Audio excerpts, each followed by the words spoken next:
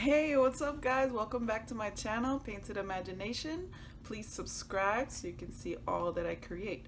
Today, I just came back from a makeup class and it was just amazing. It's taught by Fariza. She's a makeup artist. She's been doing this for over 11 years. Follow her on Instagram. It's beautydoll_MUA. And take one of her classes. She travels. She's been doing this for a long time and she's got some great tips and tricks. You get a goodie bag. I mean, look at this. You get all this great products. I mean, seriously. And you get food, you get drinks, you get such a great experience. I learned so much. So go do that, and that's why I look like that today. But we are going to transform. So we're going to go from this look into this look. All right, so without further ado, let's get started. Enjoy!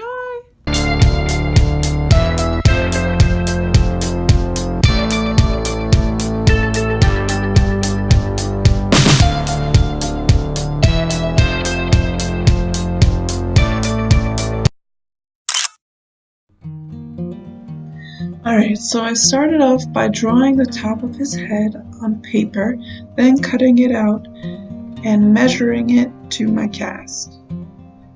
You can do this also on a flat surface or directly onto your face if you don't have a cast.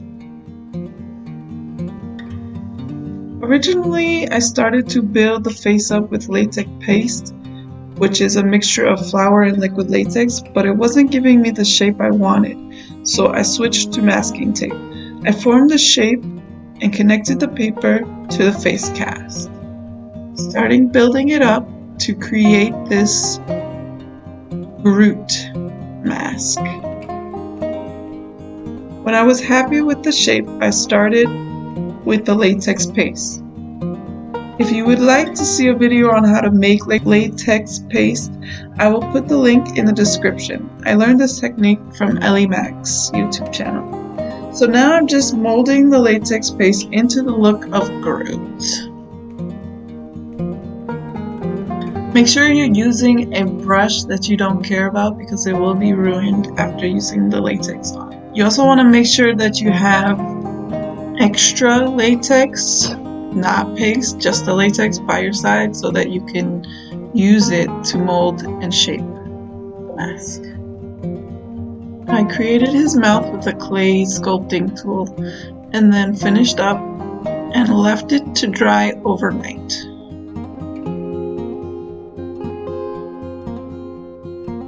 When it was fully dry, I started to paint. I started with a dark brown and kept it pretty moist so that the paint would soak into all the creases I created with the brush when sculpting. I then added some gold metallic highlights before I started laying down my lines, trying to create a tree bark look. So at this point, if you have a shaky hand, it will come in handy. You don't need a steady hand for this look. Trees have really organic lines that move in various ways, so just let the brush move along freely. This is where the therapy of art comes in. So just keep doing that all around the face, making sure to darken up the eye sockets, the mouth, and around the top edges of the mask.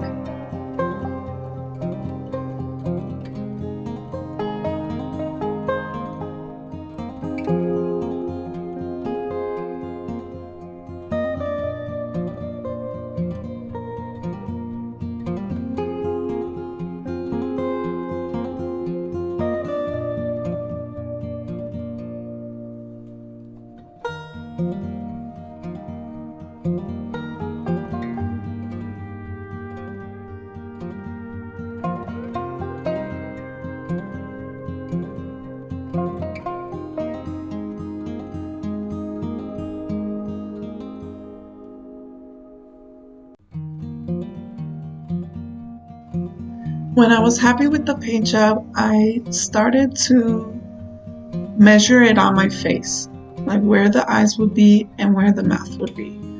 And on the eyes, I created the eyes that Groot has. He has these beautiful brown eyes.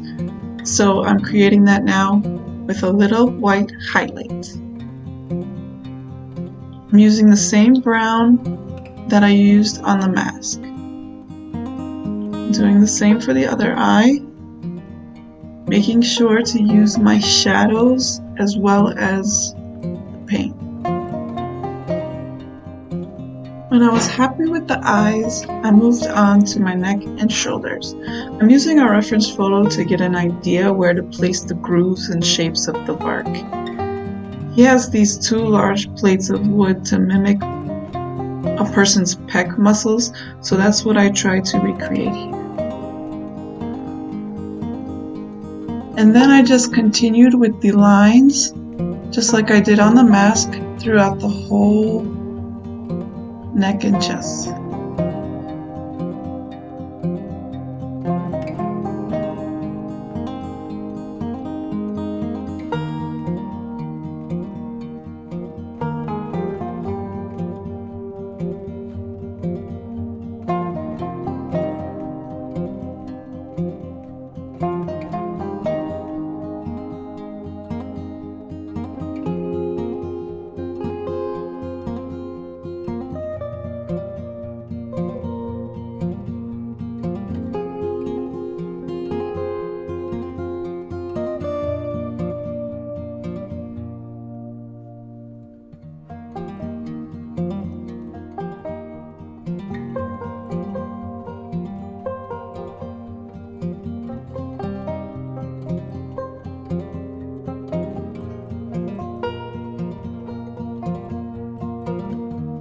Okay, now I'm going to be filling in the back with all black, as well as my ears, and anywhere that you would see when I have the mask on.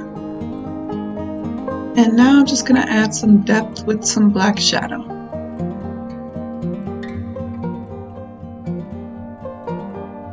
I added some moss with a stipple sponge and green paint, and a few highlights of the gold metallic color. And now it's time to apply. So I am putting Vaseline on my hair, my eyebrows, and my hair, and then applying the latex and putting the mask on. And that's it.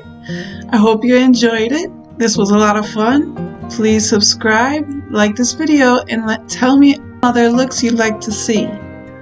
Bye!